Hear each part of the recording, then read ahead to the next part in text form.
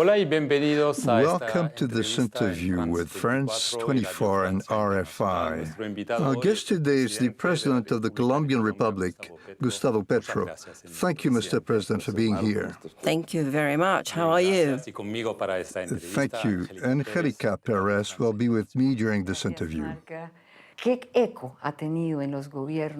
What are the practical answers that were given to you by the governments involved in the war, whether they are actually involved or whether they fund it? Actually, little. And it is little, first of all, because I am a president speaking, a lonely president. If it were Latin American speaking, the possibilities would be greater, the voice would be heard louder, and if the South was speaking, a lot louder. Or at least things would be put in black and white, as we say in Colombia. When you arrive at the conclusion that the world powers are leaving humankind in a kind of save yourself if you can before the effects of the climate crisis, what you're saying to the weaker countries or the most vulnerable groups of the population is, we don't care about your life. It's like a politics of death. It's, if you wish, a repetition of something that had been stated in the beginning of the 20th century, which came to power in 1933. We're reaching a sort of global 1933. Mr. President, I would like to speak about the war between Ukraine and Russia. Lula, a short while ago, said that the Ukrainian president, Mr. Zelensky, was just as guilty as President Putin. Do you agree? We have seen invasions in the Middle East in the 21st century, Iraq, Libya, Syria. Why are there invasions that are good and they are applauded, and the same people that applaud these invasions reject others? There are good invasions and there are bad invasions. Or is there an axis of interest in power that determines and qualifies some and others, promotes some and attacks others, depending on their own geopolitical interest? But the guilty party is more Putin than Zelensky, isn't it? Well, this is a discussion that I leave up to you. Or the United States? Because we noticed that there is a NATO game that was leading to the construction of a Russian reaction. And the Russian reaction was against people that had nothing to do with NATO or with the Russians, which is the Ukrainian people. This game that one also wanted to impose onto the Latin American corner that I belong to, NATO, Russia, and the commercial trade struggle between the U.S. and China does not represent Latin American interests. And what we can best do is to take a step back and to propose peace. If Lula wants to, together with us, the Mexican president and other governments in the world, a call to the immediate truce and to put an end to the war immediately, we're willing to do it.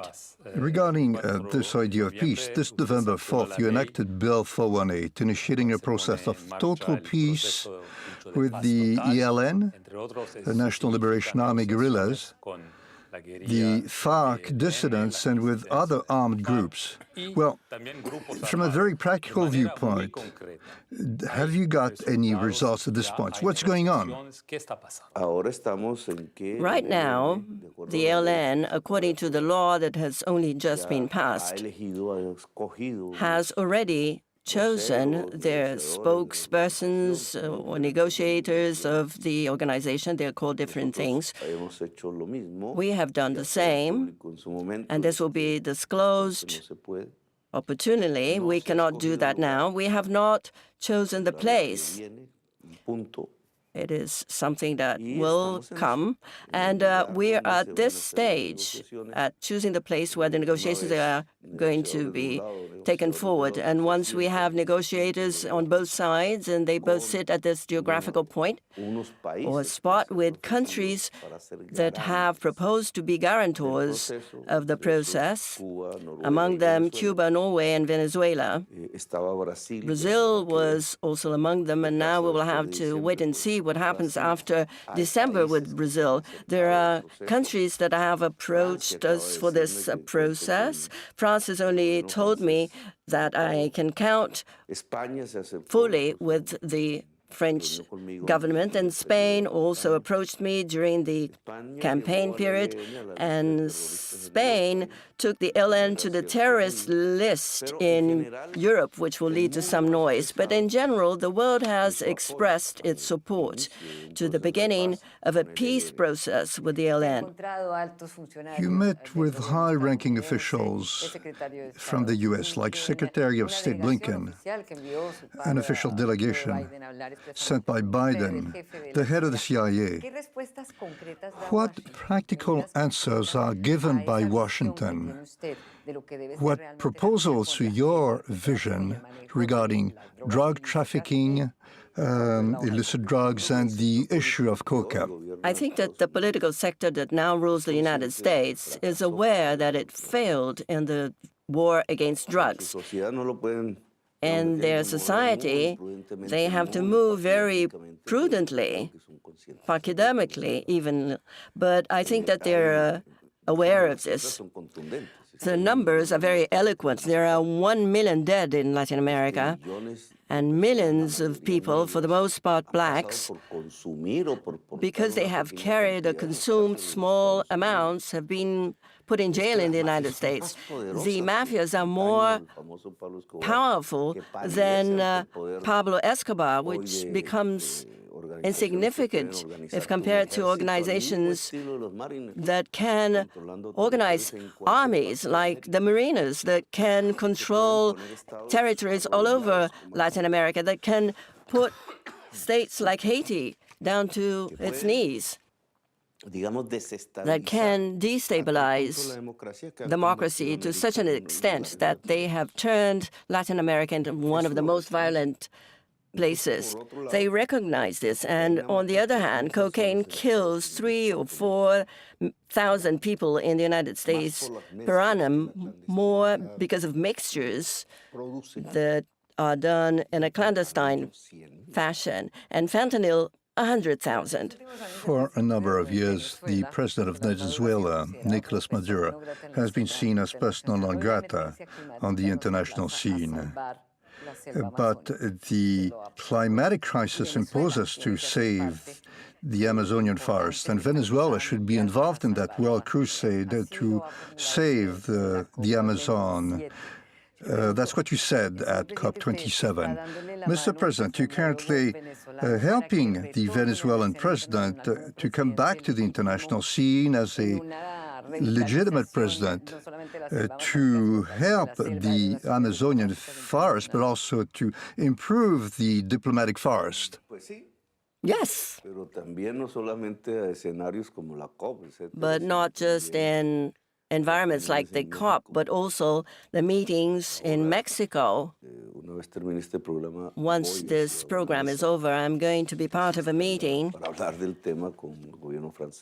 to discuss this with the French and Argentinian governments and the delegates of the opposition and the Venezuelan government, because it is a matter of building a pathway that allow the elections in 2024 to be a social pact in Venezuela. There will be elections in 2024, but these should not be like the previous ones towards polarization. The Venezuelans have not reached the state of violence as in Colombia, but this pathway could lead to violence, even armed violence. But what I'm interested in is that Venezuela is in peace, because Colombia can be at peace. Mr. President, quite a few people claim that Nicolas Maduro is not the real president of Venezuela.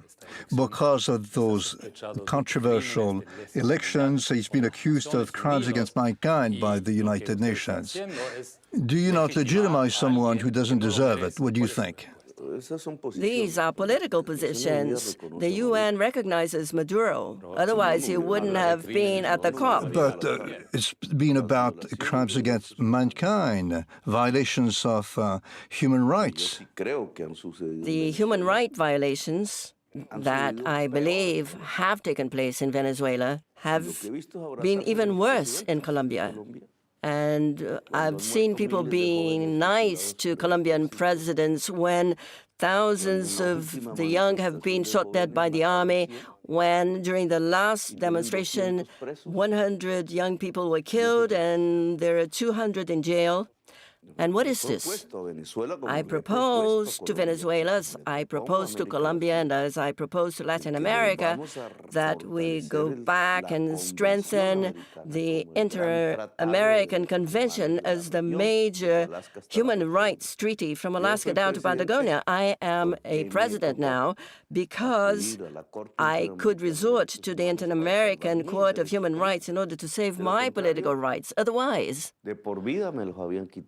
they would have taken it away from me for life. And I can even say that I'm lucky to be alive.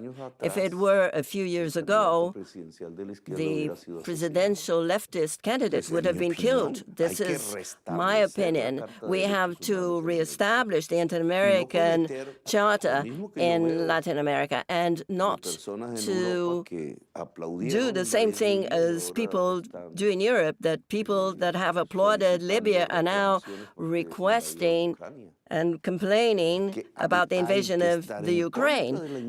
One has to be against the invasion of Libya and against the invasion of the Ukraine and against the invasion of Palestine, against the invasion of Syria and of Iraq, against the invasion of West Sahara? Or is it because people have darker skin and speak Spanish, we say that this invasion is not to be condemned? It seems to me that the Charter is for everybody. Thank you, Mr. President of Colombia. Thank you for listening and watching France 24 and RFI.